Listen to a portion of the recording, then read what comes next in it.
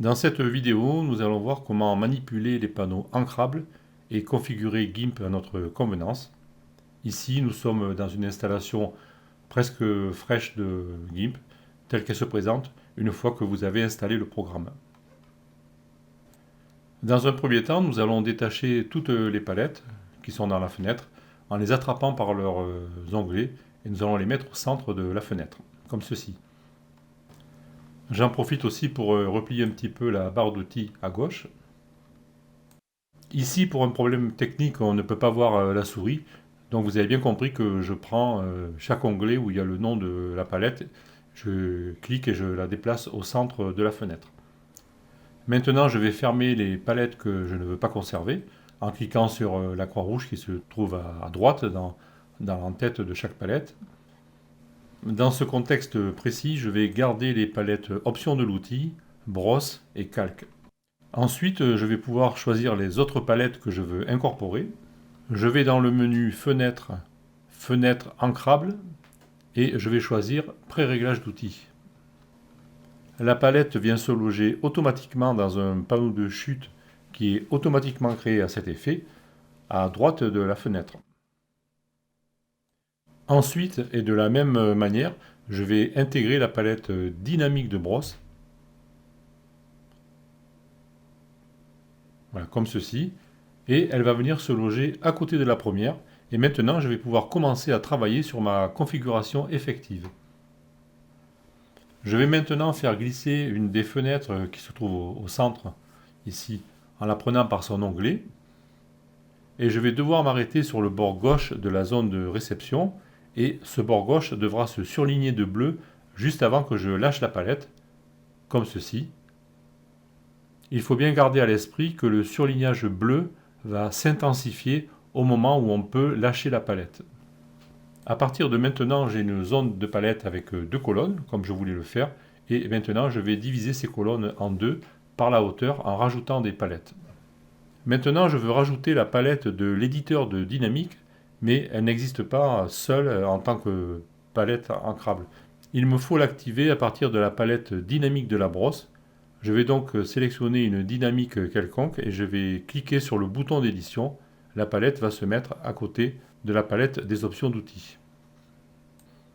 Je vais la sortir en cliquant sur son onglet et je vais la mettre au centre de la fenêtre.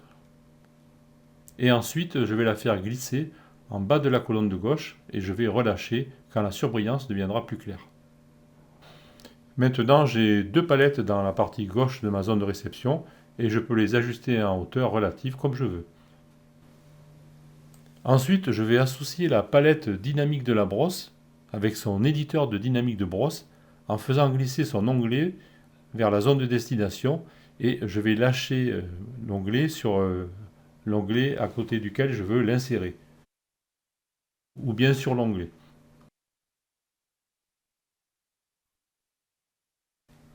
Maintenant, je veux faire apparaître la palette d'éditeur de pré-réglage d'outils.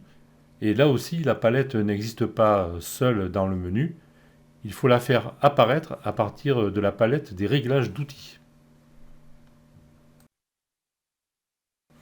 Il suffit que je clique sur un pré-réglage pour le sélectionner et ensuite que je clique sur le bouton d'édition et la palette de l'éditeur de pré-réglage va apparaître.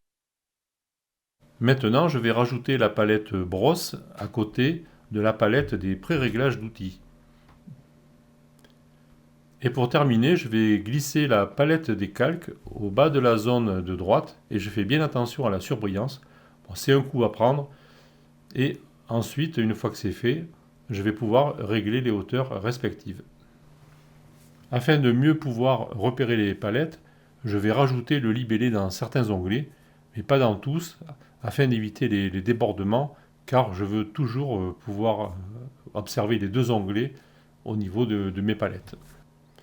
Je vais le faire pour les options de l'outil. Si jamais je le faisais aussi pour l'éditeur de pré-réglage d'outils, je vois que j'aurai un débordement, comme ceci, et ça je ne le veux pas. Je vais le faire aussi pour la palette brosse, pré-réglage d'outils, et aussi pour la palette dynamique de la brosse.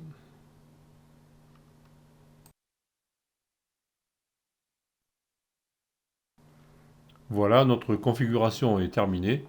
Dans ce cas, j'ai créé une configuration pour créer des brosses. Mais vous pourriez faire une autre configuration différente. C'est vous qui voyez, c'est selon vos besoins. Mais là, vous avez vu la méthode pour disposer les palettes comme vous voulez le faire.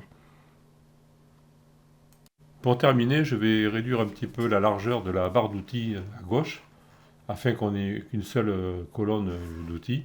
Et pour ceci, je vais aller dans les préférences. Et au niveau de la boîte à outils, je vais cocher la case Utiliser des groupes d'outils.